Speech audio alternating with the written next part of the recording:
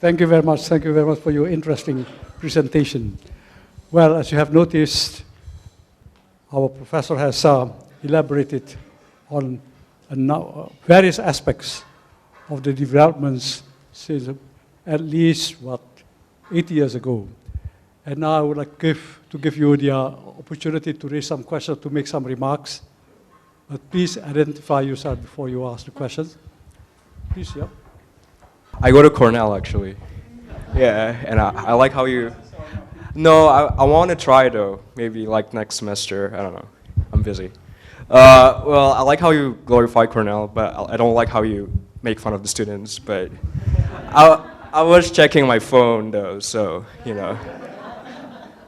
So anyway, my question is this. What were the roles of the Arabs and the Indians and the Chinese in the revolution? Because back then, they weren't considered Indonesians, you know, so.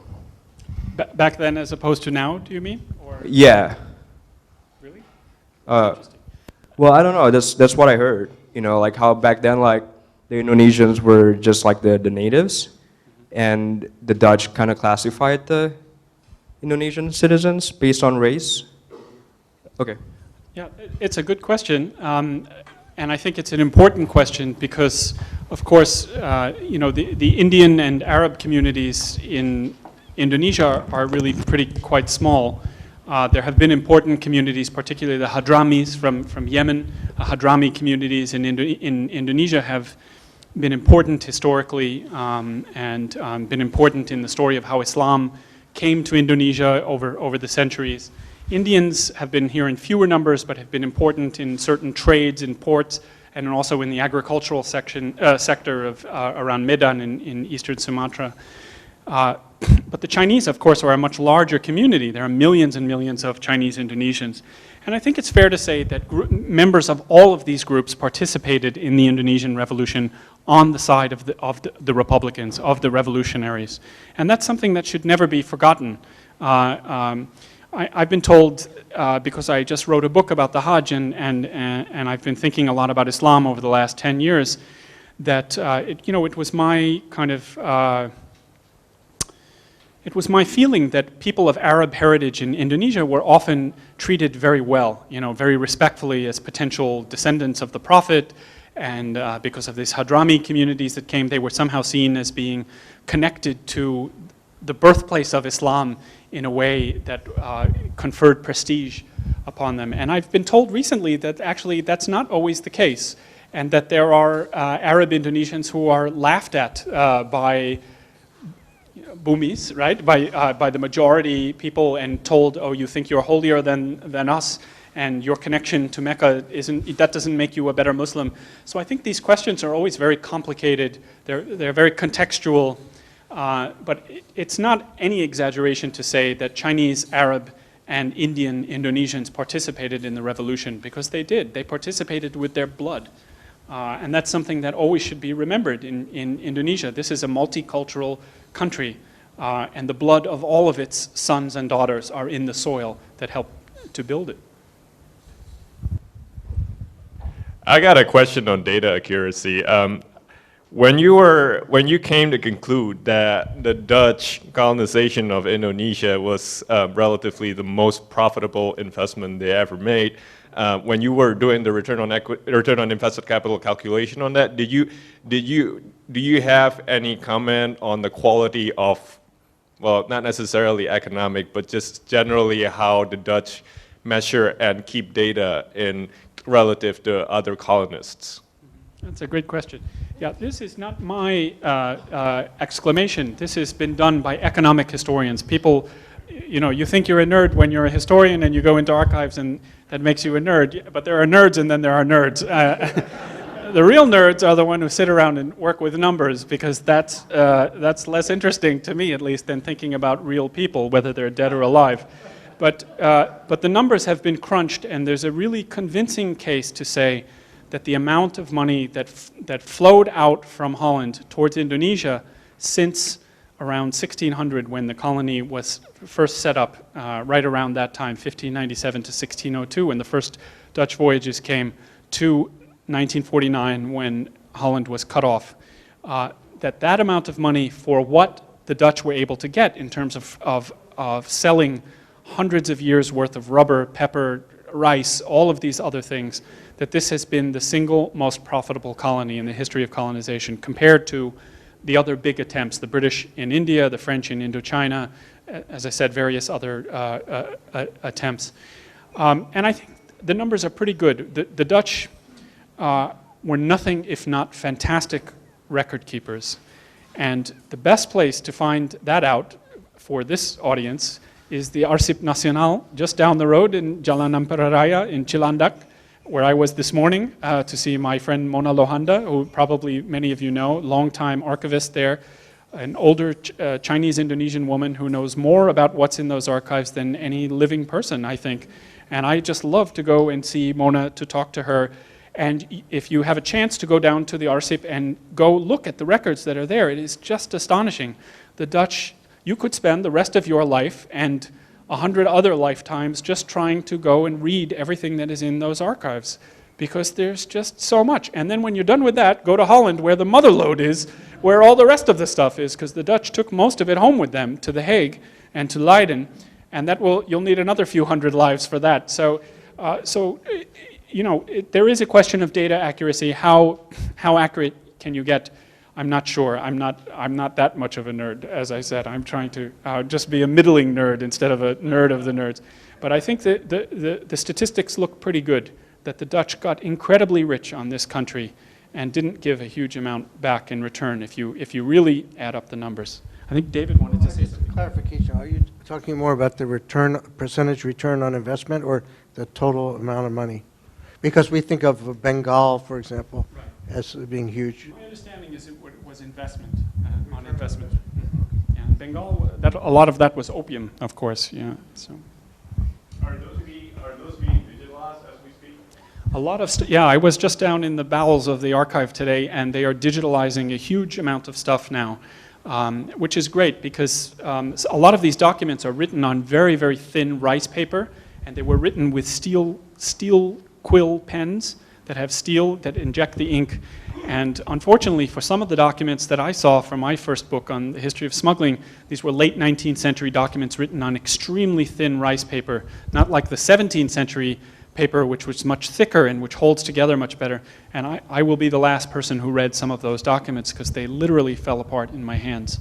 So if you want to read about the history of your country and you want to read about it in the original, walk, don't run. Go now. But there is an attempt to digitalize as much of this as possible. Yes, I want to ask regarding the citizen of Indonesia at the time during the colonial. I think one is the white people, is the European. The second is the what they call the Vreemde Oosterlingen. It's the second class. Foreign Asians. Yeah, and this is from the Chinese, Arabian, and Japanese and so. Right. And then the Pribumi. There is special classes in the train, special classes in the, this is some racist treatment.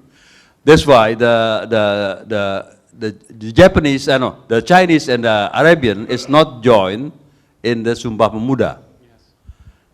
Because the Sumpah Pemuda is, doesn't want to have their joining. But the Arabian on 1930 something, they are declared, the Arabian who is born in Indonesia, Yeah.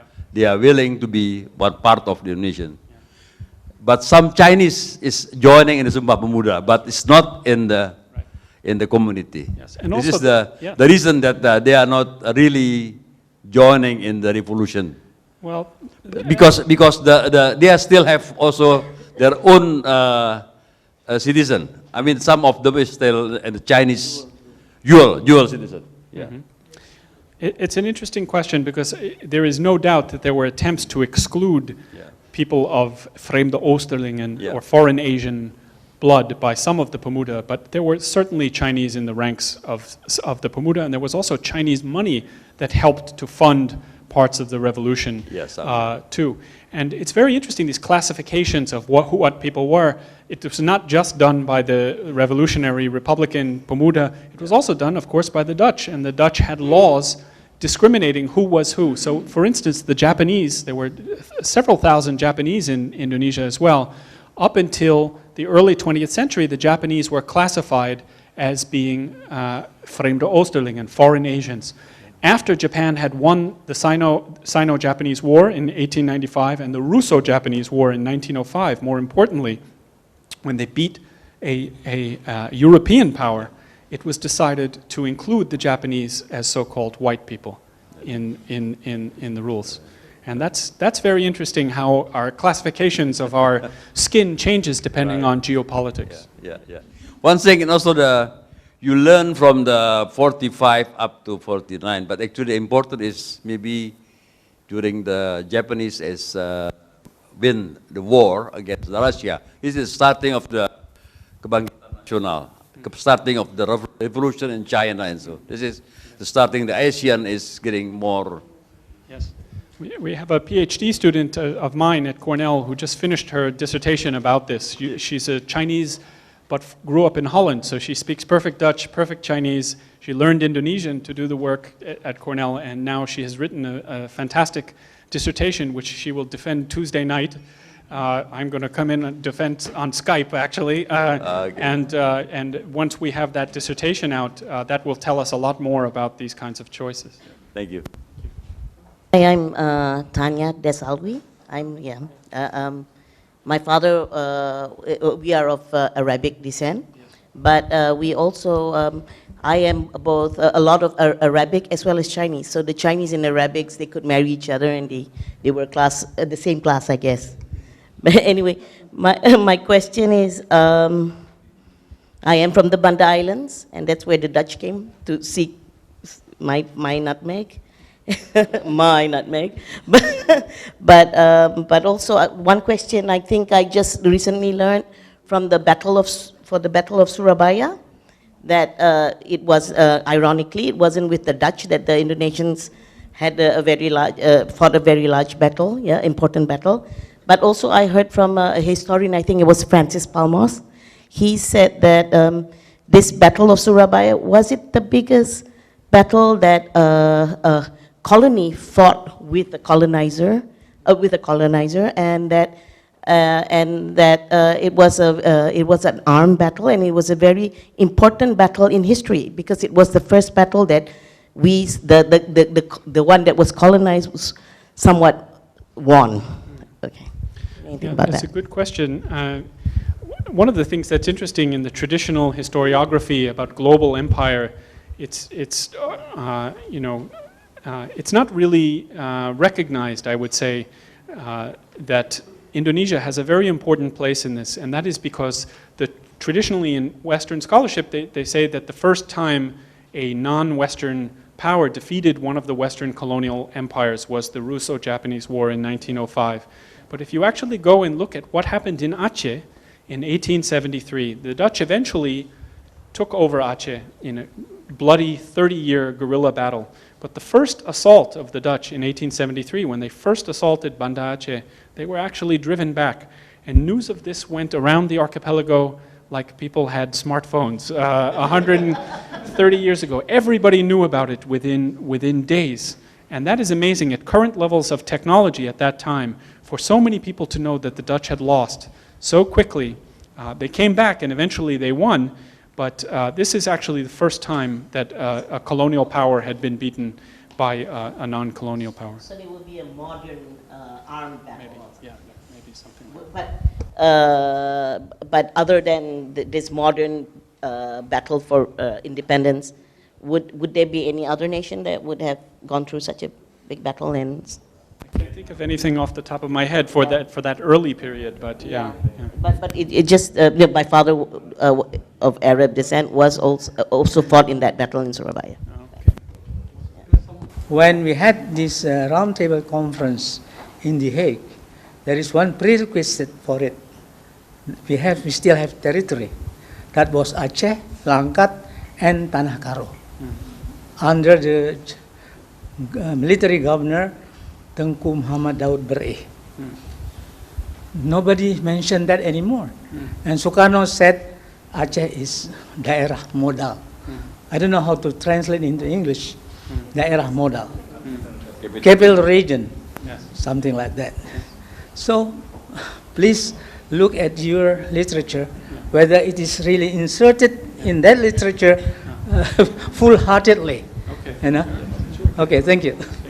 About the Youth Congress in 1928, what was the Dutch attitude, and were they aware of it? And how did the youth communicate that this was the plan when they didn't have the smartphones? Could you say the last part again? Yeah, yeah. No, my question is, in 1928, when they gathered a youth congress, I'm wondering if the Dutch were aware of this, did they permit it, and how did the youth tell each other we're going to meet if they don't have smartphones and internet? Right. Yeah. This youth pledge, the pledge that came out at this time was very important, but I'm going to let Pak Arifin Siregar talk about this. About the youth pledge. Yeah, certainly they did know about that, but they did not anticipate the further consequences of the pledge, you know. And later on, all the nationalist parties was based, in fact, on the concept of one nation, one country, and one language. And that was really very, very important for later developments of nationalism. Because before, you talk about, like you said, you know, the Bataks, or the Minangkabos, or the Javanese, Sundanese, and Ambonese, but later on, it was Indonesia. It's not, that was beginning after 1928. There was this revolution in the concept of one country. And according to me, that is the most important event in the history of Indonesia. Without the pledge, there would have been no Indonesia at all. Probably the Republic of Java or Republic of Madura, and that is what the Dutch wanted to have. And as you know, when after the second military operation, 1948, most areas of Indonesia were already occupied by the Dutch, except Aceh. And then the Dutch then applied the policy of divide and rule. They established a couple of, let's say, states, like, you know, Negara Indonesia Timur, Negara Sumatra Timur, Negara Pasundan, Negara Madura, etc., in order to divide all the states. And later on, during the roundtable conference, it means the Republic of Indonesia had to admit that these states were there. But later on, after 1 year, then Sukarno and the other nationalist leaders abolished these different states, and they were also willing to be, let's say, dissolved. But that was then the important development since then, you know. I gave the microphone to Pak Arifin Siregar because we had just spent 20 minutes talking about this, the two of us, right before the lecture. And I do think it's very important what was going on in 1928. This was also the high tide of repression really starts after that time. The Dutch really start to clamp down, and a lot of the emerging nationalist leaders that I mentioned start to be thrown into prison after that time. So. What I learned from during the Dutch period, that there's no ban, no restriction regarding newspaper, press, everything during the Dutch period. It's very open there. And that's very easy to gather people from around the Java, for instance, to meet together during the 1928. I would like to follow up on the one language, one nation, and one country. I think the Japanese did lift the ban, and in fact did actively promote the use of Bahasa Indonesia. But at the time, the majority of the Indonesian people, mother language was not Bahasa Indonesia. But yet, I think somehow, not because of government, not because of the Japanese, we had the social capability and the capacity to spread the language, adopt the language, and make it a viable living language. Now, I think it's very important. The other, but also about our Declaration of Independence, the keywords had changed, one language, one country, one nation. But when the declaration came, the keywords has become unity and diversity. Diversity was incorporated, it's something against, paradoxical to unity.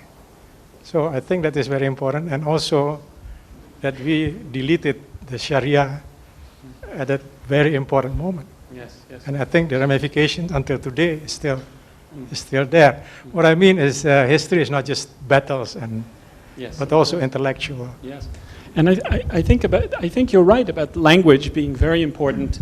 And of course, Indonesians, what we think of today as modern Indonesians, had the capacity to communicate with each other.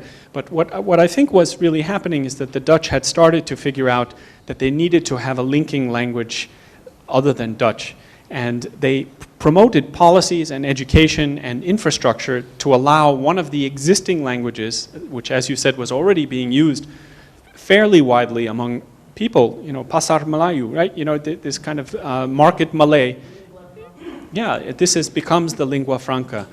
So it had already existed, but it really did not link 17,000 islands in the way that today you can go to practically any place in Indonesia and speak Bahasa Indonesia. This is the same thing, by the way, that what happened in China, right? What the Chinese government eventually was able to do was to take Mandarin, Guoyi, and use this so that now you can go to China, and pretty much anywhere in China, there are still exceptions, people can speak Mandarin. But they will also speak, their own dialects, just the same way here. If you go to a little village somewhere in West Java, people will speak Sundanese in their day-to-day life. But if they are asked to speak Indonesian, they can do it. So I think it's a complex process. I certainly agree with that.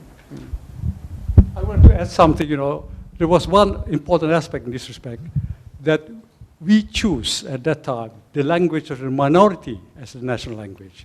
If it were the language of the majority, then it would have been resented. Like in the case of India, Hindi was adopted as that is the language of the majority, or let's say plurality, but is being resented up until now by the other minorities. The same was true also in the Philippines, Tagalog. But in the case of Indonesia, Bahasa Indonesia was spoken only by, well, not a couple of minutes, but it is true, as a means of, let's say, communication, as lingua franca. It functioned already before that time.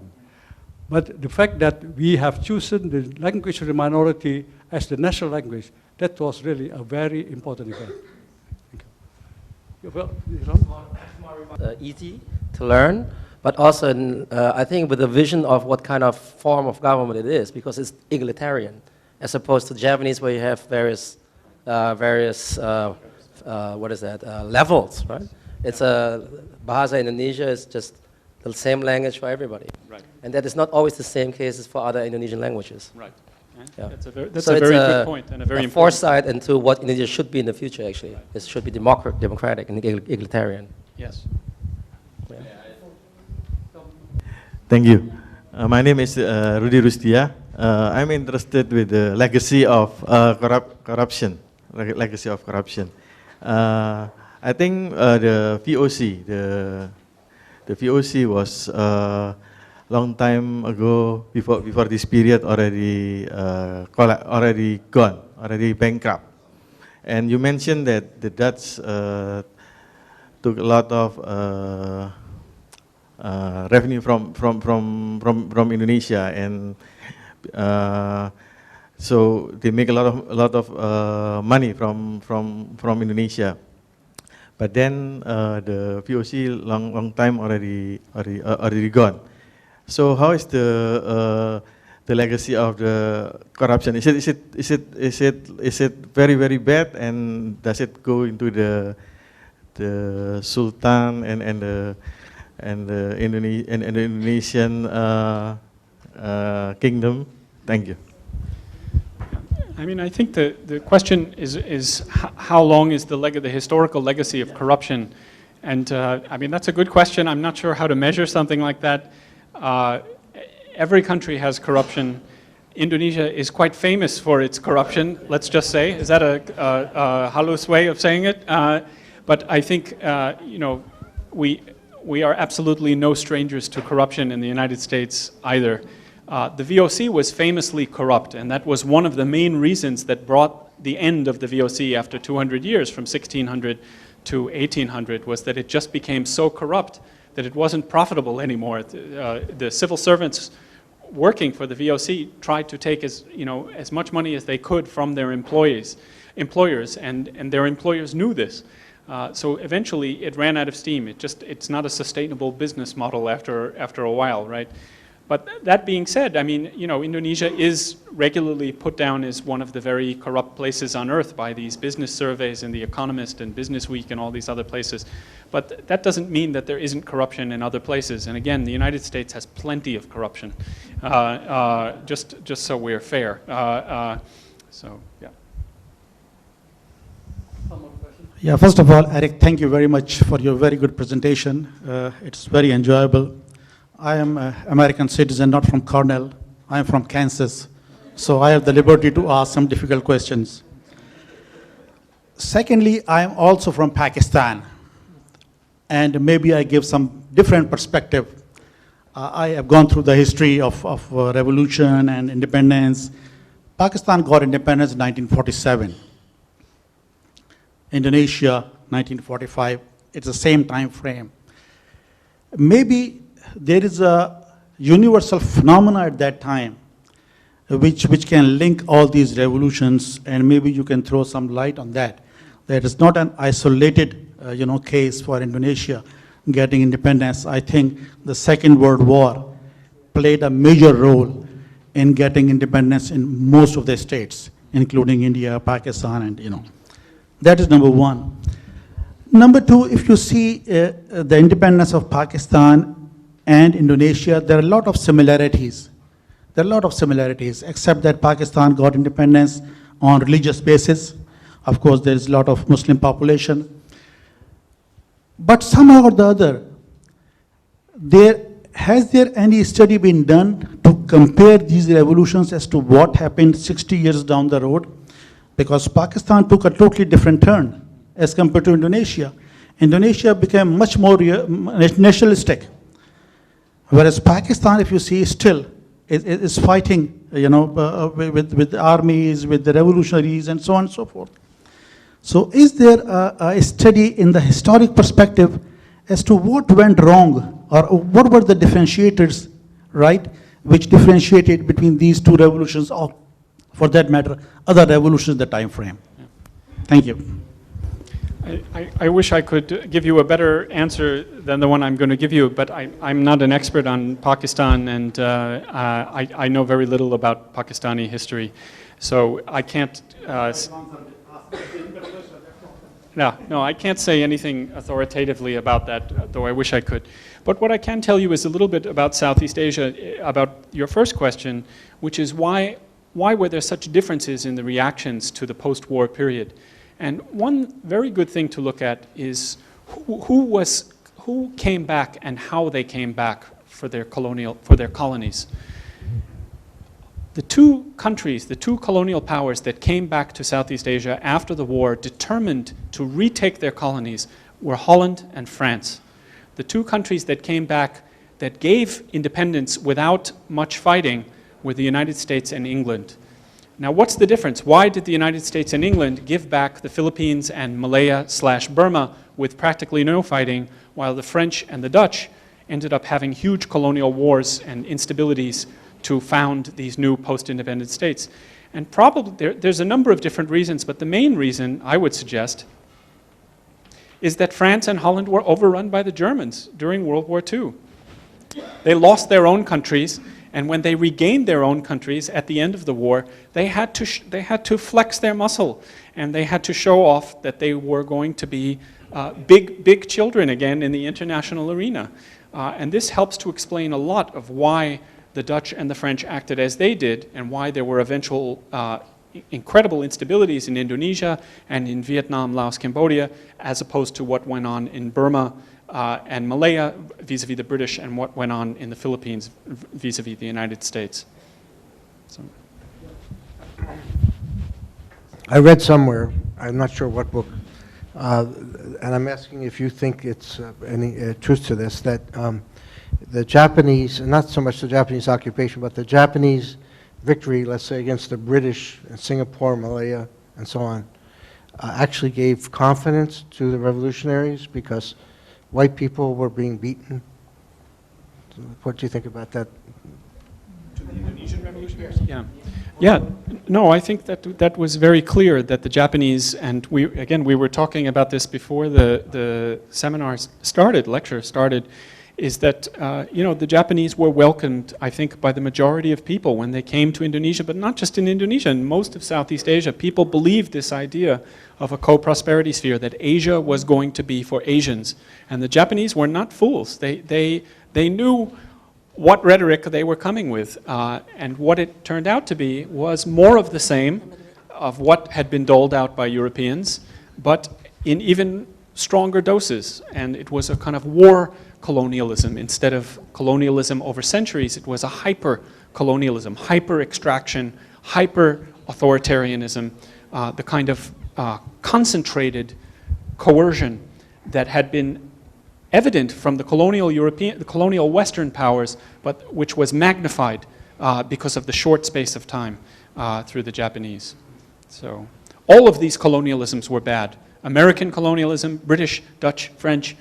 The Japanese colonialism was bad, and it was concentrated. So it's like if you have children, you can give them a little bit of candy or try to space it out over time. It's always going to be bad for them. But if you give it to them all at once, it's going to be really bad. So, and this was nowhere near as sweet as candy. So. Sorry. Well, I wanted to add to what you said. It is true, at the beginning, the Indonesian leaders, especially Soekarno-Hatta, welcomed the Japanese, because the Japanese also had this concept of co-prosperity sphere, that Asia for the Asians and Indonesia for the Indonesians. But later on, they realized that it was not the case, but still, they were already stuck.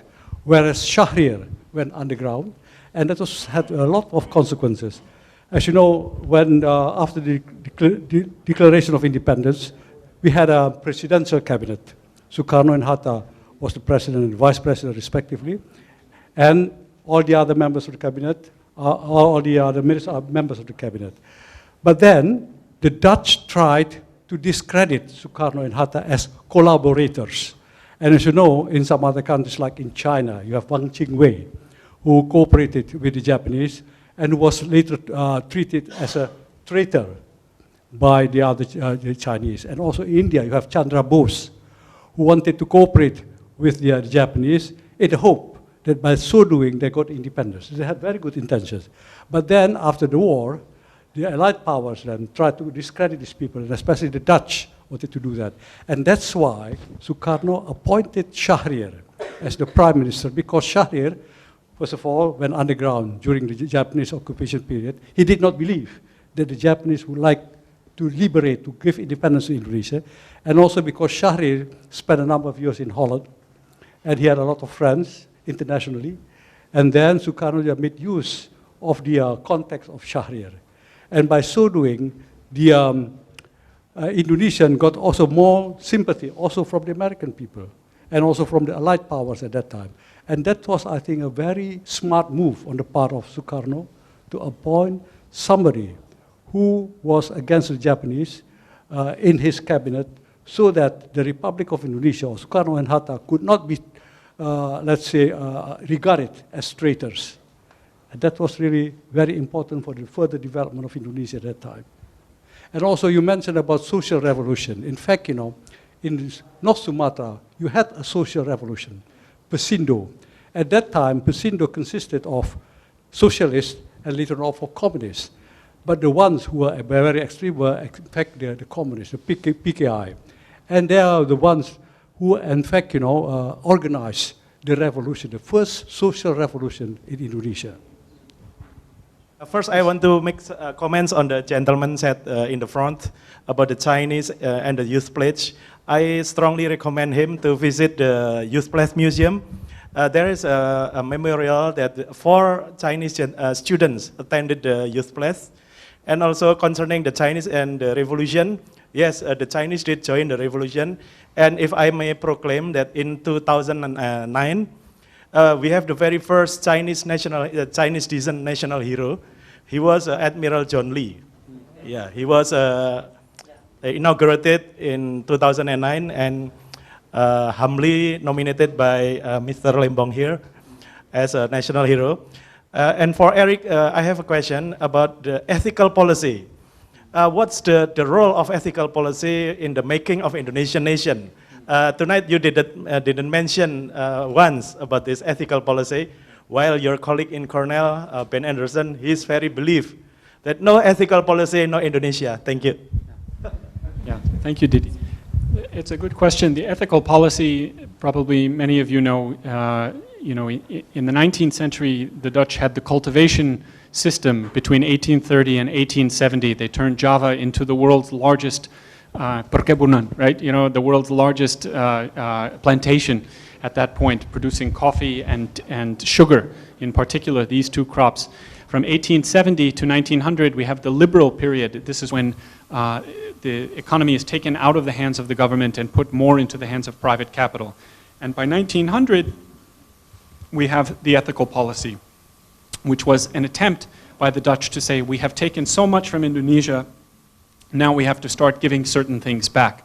And the ethical policy, depending on how you look at it, was a success in some ways, in terms of irrigation, in terms of so irrigasi, transmigration. It began during this time trying to alleviate the incredible overcrowding of Java and Bali and starting to move people into the outer islands, a policy that continued in post-independence Indonesia, of course, up until now. It also was a failure in certain ways. In 1931, I think it is, 6% of Indonesian adults were literate. That is an incredibly small number. I believe that's the correct date, 1931, and 6% of Indonesian adults were literate, at least by Dutch figures. That's 30 years after the ethical policy started. The Indonesians did much better themselves on this issue after the revolution than the Dutch ever did for them. So I think the ethical policy was a mixed bag. If you look at it, certain things worked, certain things didn't work. We tend to think of Holland now, you know, our images of what is Holland like. Well, it's one of the most progressive places in the world. You can buy marijuana on menus, you can have euthanasia, you can there's gay marriage laws, all of these things that we think of as very progressive. Holland is always kind of put at the top of the list. But this notion of progressive ideas is something that is a 20th century Dutch thing. Before the 20th century, and maybe the beginnings of the ethical policy, or one of the first examples of this, the Dutch were not really all that progressive. They were very good at being colonial masters. So I don't know if anybody's Dutch here. There's probably one or two. I have a lot of Dutch friends. I'm not saying anything against the Dutch in general, but it's one thing that I think is not true is that the Dutch are often portrayed as being much more enlightened colonial powers than some of the other colonial powers. And I think the jury is still out on that. You know, we know what the Belgians were like in the Congo. If any of you have read this book, Leopold's Ghost, about what the Belgians did in the Congo, that was really just unbelievably bad. We know what the Japanese were like, as I mentioned, during wartime colonialism. The Dutch were not so great. Let's be honest. They were not so great. They were okay in certain things, and after 1900, they tried harder. But a lot of it was because they felt if they didn't try harder, they would lose their colony. It wasn't out of some great philanthropic ethic all the time. So I think we should call, we should call it the way we see it.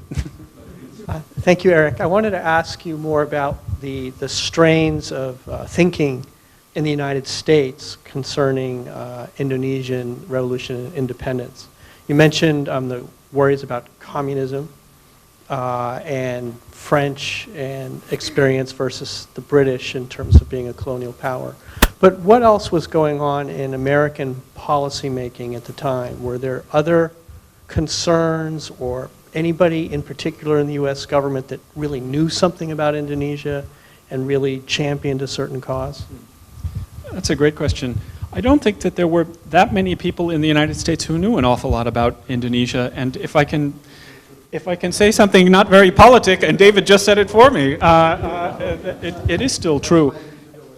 Yeah, well, that's right. And Indonesia, it's really something quite astonishing that Indonesia, the world's fourth largest country, or fifth largest depending on what you're measuring, is really, it's a kind of tabula rasa, it's a kind of blank slate to a lot of Americans. If you ask a lot of American students to point to Indonesia on a map, they might point to Micronesia or Melanesia. Maybe they'll get Indonesia, but maybe they won't.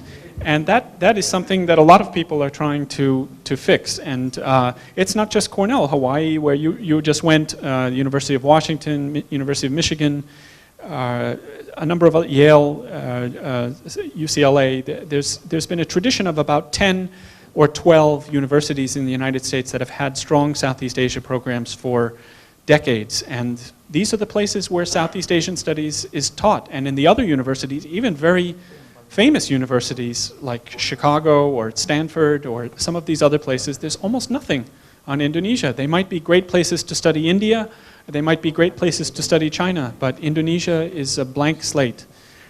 So what was going on, you're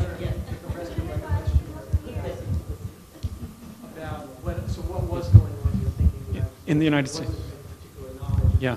No, and I think the big thing about the United States in that period of the late 40s was really the United States had much bigger things on its mind. They wanted to rebuild Europe with the Marshall Plan. That was important. They wanted to figure out what to do with Japan in Asia. They were looking at China and looking at the civil war that was starting there already and thinking, which way is China going to go? That was all considered to be much more important than what was going to happen with Indonesia. So it took a while for US policy to kind of become concretized towards what was happening in Indonesia over that 4-year period. But I think it's fair to say that the United States, in this case, I'm a firm critic of the US government almost always, but in good liberal tradition. But I think in this case, the United States acted fairly well. It took some pushing, it took some self-interest, it took some realpolitik, but the United States was not against the idea of Indonesians having their own country, and the way the Dutch acted over the arc of that period, it helped them along. It helped the US along. That's why In fact, as you know, during the Atlantic Charter between Roosevelt and Winston Churchill, in broad terms, they said that after the end of the World War II, that all colonies should be liberated. And that was, in fact, very important also for foreign policy of the United States at that time. It is true, it was not mentioned specifically about Indonesia, but all the colonies should be freed after the end of World War II. That was one of the important things of the Atlantic Charter. There's a conference in Newfoundland between Churchill and Roosevelt. Please. Thank you very much. My name is Suela. I'm a journalist. I would like to ask you, relate some statement before your statement before about the U.S. engagement on 1949 Declaration of Independence that was pushed by the U.S. government related to the Marshall Plan for Dutch. I'm wondering to ask you a question about this thing in 1999 when Indonesia is facing East Timor referendum, and also, the same condition. Did Indonesia have same condition when we're facing 1999 East Timorese referendum? And also, I was even one of the 1,000 students rallied on the street in 1998, where we went to the parliament buildings, and at that time we didn't know exactly what are we going to do next after 1998, because we're focusing on how to make Suharto step down. That's it. But later on, I heard a lot about the arguments from a lecturer in our campus in University of Indonesia that the U.S. also back up the plan. Do you think, or did you see we have back then same condition like in 1949 condition? Thank you.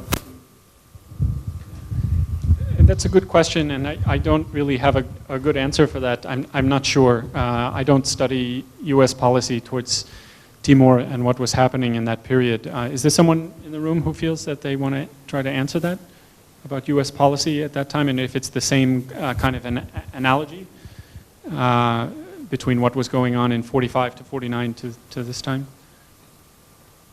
Any experts on East Timor? Yeah, I'm not sure. I could make up an answer to try to sound smart, but I really just don't know the answer, so I'd rather say that, yeah. Did it relate to fun, maybe, or politically or geopolitically, the U.S. want to involve in Southeast Asia, or? Well, the U.S. has been... I didn't speak about the political conspiracy whatsoever, but yes. As a historian, I bet you know what happened, right? I bet you know what the U.S. policy at that time, since you're a lecturer, you're a historian. For 99? The relations, or maybe the condition in 1949, Marshall Plan, Dutch and U.S. policy, and then in 1999, U.S. Indonesia, East Timor's referendum, that my government's facing at that time, the difficult situations that former President Habibie facing at that time. Right. And also back in 1998, the mass demonstrations, the students' movement, the Suharto step down. Yes. The relations between that and the U.S. I'm not sure. I mean, I think the United States in 1998, 99, when everything was happening with Suharto, with the fall of Suharto, the United States, this was one of the moments that the United States did pay attention. And most of the political scientists who study Indonesia, academic political scientists who study Indonesia, were on TV predicting 1965, 1966 all over again. And it was a real possibility. And I think people thought that that was what was going to happen. And, you know, let's not mince words. People did die in 1998. There were some terrible atrocities, again, against the Chinese in Jakarta. Rape, arson, wanton killings, but it was on a much, much, much smaller scale than what most political scientists who studied Indonesia said might be coming. And this was a moment that Indonesia was in the public eye in the United States. Other than that moment, there's been very few other moments that has happened in the last many decades. The Marriott bombing, the Bali bombings, these were moments that Indonesia crept into the public eye. But as a matter of rule, really, Indonesia is practically never in the news in the United States. So it's kasihan, yeah.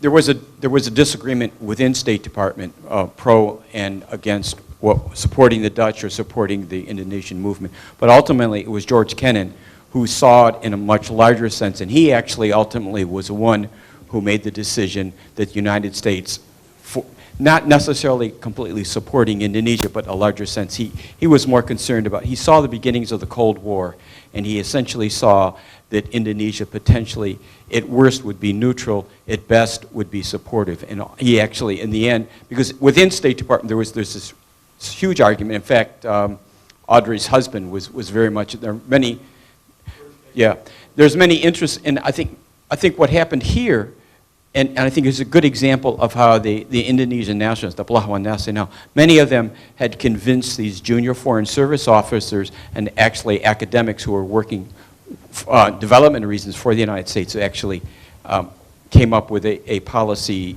for our government to look at it differently. And because initially the leadership of, we didn't have an embassy at that time, but we didn't have an ambassador, but we had an embassy. It was more tilted towards the Dutch, but it was very interesting. I mean, it's a good example of personal relationships and how these dynamic Indonesians essentially convinced these junior foreign service officers to look at the world differently. Well, ladies and gentlemen, gradually we are coming to the end of our evening forum, and I hope that you agree with me when I say that it has been a very useful and fascinating forum indeed. Thanks especially to our speaker. Please give a big applause to Professor Tagliacozzo. Thank you. And thank you also very much for the kindness of our host and hostess. And we appreciate it very much indeed, and I hope the next time we will have the opportunity to have you again in order to elaborate on certain aspects of the relation between Indonesia and the United States. Thank you very much, and good evening.